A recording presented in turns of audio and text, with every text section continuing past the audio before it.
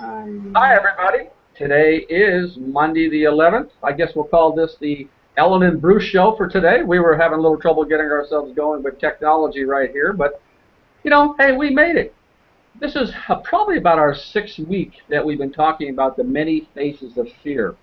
And the one we're going to talk about today is a lot of people don't want to believe it's there. I have to be one of them that didn't always believe it's there. But it's fear of success. And we'd like you to really think about that as we go along. Has it ever happened to you where maybe you thought you could do something and then you were a little bit fearful and you didn't really know why you were fearful, but it was kind of a itchy feeling or something on you? So I think Ellen's going to amplify that today. Ellen, say hi to everybody today on the 11th of August. Hello, everyone. Thank you so much for your patience and for sticking with us. I apologize for being late, but sometimes we have no control of those things called technology, and we just have to flow with it. So the beautiful thing about it is that we're here, and so we're gonna make the best of this time. And with everything else that's going on, life is definitely happening in my life. That's all I can say to you. So I'm going with the flow and making the best of it. So yes, today we will talk about success of fear. And many times we don't even know that we are fearful of success because, we want success. All of us want success, whether it's in our personal life, in our career, in our business, or a business we're about to start or we're thinking about starting. So definitely the fear is there yet many times because it covers itself, it masks itself with some other feelings or some actions that we take. Many times I tell my clients, where are you telling me, or what I hear is that you're sabotaging your success. You're not allowing yourself to take the steps that you need to take, or you're not doing what needs to be done on timely manner. And sometimes it's not that you purposely do it. A lot of things happen in your life that you're not able to make it happen. It could be technology, it could be the car that doesn't work, it could be the phone doesn't work, it could be so many things. Life happens. And so that, for some reason, sometimes distract us from our main goal. And so we have to be very mindful and stay focused on our in our endeavors, or what is it that we're trying to accomplish in our life. Well, I was just wondering if we have any idea where it came from. Did it maybe sometimes come from family members when we were growing up that maybe had negative things to say about being successful or successful people, or sometimes in some of the earlier religions they didn't talk a lot about success, so you were better off maybe not being successful, or anything you could add to that. Can you add to that a little bit, where it may come from? Well, definitely something that we learn. Family members has a lot to do. We're born into this family, and they have a lot of issues. Most families are dysfunctional, and so we have a lot going on as a family. And I do know that depending on the family that we're born into and their belief system, they will definitely be transferred to us, because I can honestly say I can make a comparison between children that are born into a middle class family into children that are born into a wealthy family. The conversation is very different. It's not the same conversations that is held in the families. Wealthy families talk about abundance. They talk about business. They don't talk about jobs. They talk about owning a business. They talk about what business do you wanna own when you grow up, or what business are you thinking of creating? If the child, especially now with the internet and the facility of building, being an entrepreneur online, more entrepreneurs, parents are getting their children and speaking to their children about owning their own business, and they don't have to be 18 to own their business. There's many children out there that have their business. And so but that conversation starts because of the family that they are born into. So children, as children, we don't know what it is to be fearful of anything. We're fearless. Yet that's something that we have to unlearn fear and embrace being fearless. And so that's something that I think that we definitely want to do that. And the first step to do that is uncovering the faces of fear, because there are so many of them that we're not even aware of them. So many times we just think that it's just worry, or we just don't want to do it. So many things that we can it just mask around, and we're not even sure exactly if it's a fear or not. But definitely fear is one of the things that hold us back many times from our greatest desires, and success is one of them, whether whatever you call success, because success is different for everyone.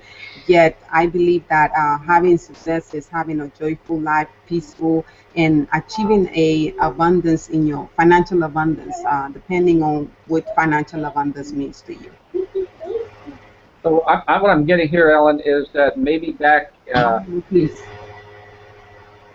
she's gonna I she's gonna have to come on in the end and say goodbye to everybody. We saw her pretty face earlier, but anyhow, I think it goes back into sometimes maybe in the industrial age more so. The right thing to do was maybe go to school, go to college, get a good job, maybe a good government job with good security and good pension, and that's the way to be safe. And so when somebody now maybe wants to strike out and maybe start their own entrepreneurial business, they've got this fear because there's little voices back in their mind saying this is what we should do. Is that what we're talking about? Yeah, definitely. The voices are there, no doubt about it. And which voice are we listening to? That's a good question. And we must always. It's hard for us. What I notice is that a lot of times it's hard for us to differentiate between what voice are we listening, which voice are we listening to. But definitely listening to the right voice, even though that sometimes the right voice seems to be a scary one, or you must take a step that you are not ready to take. So it's like taking a leap of action, or a leap of you have to have faith and take that action, even though that you're not 100% sure about it. And a lot of times it's the step that you must take, regardless of the fear that you're feeling. I really believe that fear, no matter what the face is of fear, it is calling us to move forward. It's calling us to act regardless of what we're feeling. And the beautiful thing about it is what I have discovered in my personal life and as I coach other people is that, once you step forward, you realize that the fear that you were feeling was really not that bad. It was just, it's like a lie, and then you realize, wow, that was not that bad. I thought that it was really going to be so hard or so scary. And at the end, once I did it, it's not that bad. Ellen, I'm thinking here that we can share with our people here. When we want to know what little voice, it's that little voice when we say your little voice that says what voice in our mind, right? It's really the one that says what voice, which proves to us they're there. And I think many times it jumps out in front and says I can't, or this won't work, or why try? Things that we may have heard from our parents for protection. Little boys should be seen and not heard. Little girls shouldn't talk to strange men. Little things like that that are many times in our little voice that jump out before we even get started. That's sort of what I'm summing, sort of what you talked about before. But where else do you think? What other types do you think we have that little voices in our mind? Do you mean other voices that we have in our mind? That one voice, yeah. What's the kind of things that one voice says to us in protection, I guess you'd say, or in fear? Sometimes it's more than a voice, it's a feeling. Some people get very paranoid and they feel frozen, not being able to act, depending on the situation. Or a lot of times, what we do is, which we already covered, we procrastinate, right? We talked about it a few weeks ago. Procrastination is definitely a fear that most of the times we don't recognize it as fear. But what we do is that we procrastinate and we don't take action. If we have to make that phone call, we have to do that follow up. We need to make that phone call to set up an appointment to do a presentation. Call that possible partner, business partner. Make that phone call to find out about the college classes or if you're gonna start school. There's so many things that we say, oh, we'll do it later. Okay, so those are things that we do as we sabotage ourselves from success. And like I said, it's not something that we do intentionally, yet it's something that it does happen. And that's I think that the key to this is that once you become aware of what's happening, now you're more capable of finding solution of using the tools that we teach so you can move forward. Because what I know is that if you're not aware of something that is happening, how can you fix it? There's no way for you to fix something that you do not know that is there yet. When you understand and you're able to see it so clearly, you are more likely to take action. You're more likely to use the resources. You're more likely to say, you know what, I cannot do this alone. I need a coach, and I am going to find me a coach to help me move forward. And that's what we're talking about. Most people, I was there at one point. I used to think that I can do things by myself. And yet, one day I realized it took an aha moment to realize that, you know what, I'm making my life harder by trying to do things on my own.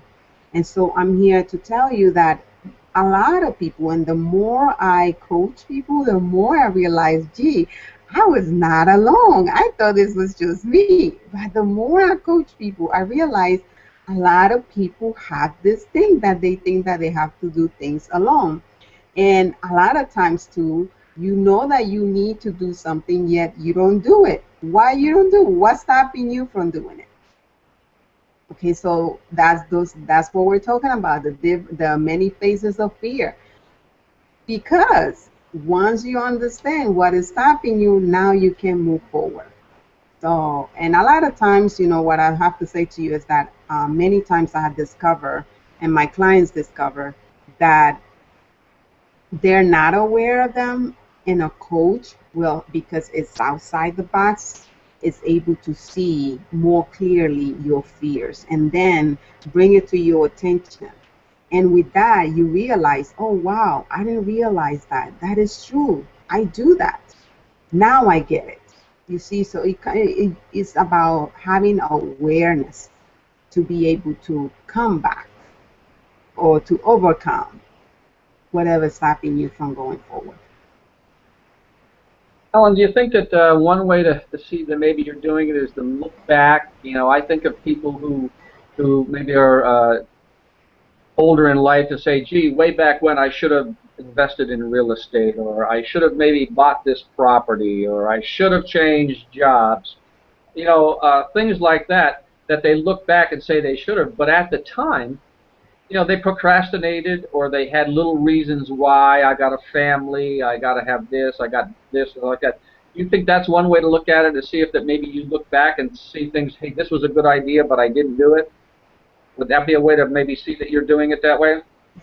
I'm sure I laugh because I'm sure many of you who are listening to this can relate to that. Can relate to I should have, sure, all those sure. You shooting yourself all the time, and so stop shooting yourself. you know, just take action. And I'm sure that you can go back to your, what happened in the past to you, opportunities that were presented to you. And it looked like a great opportunity, but for whatever reason, you didn't take action. And all I can say to you is, it is good to go back to your life and reflect on what you have done, because that will help you not only once you become aware of this, of all the spheres that we're mentioning here throughout the weeks, throughout the month, it's for you to ask to yourself, wow, that's interesting. Do I have that fear? When do I have that fear? When do I procrastinate? When do I worry? When do I stop myself from doing things and because I am afraid of success?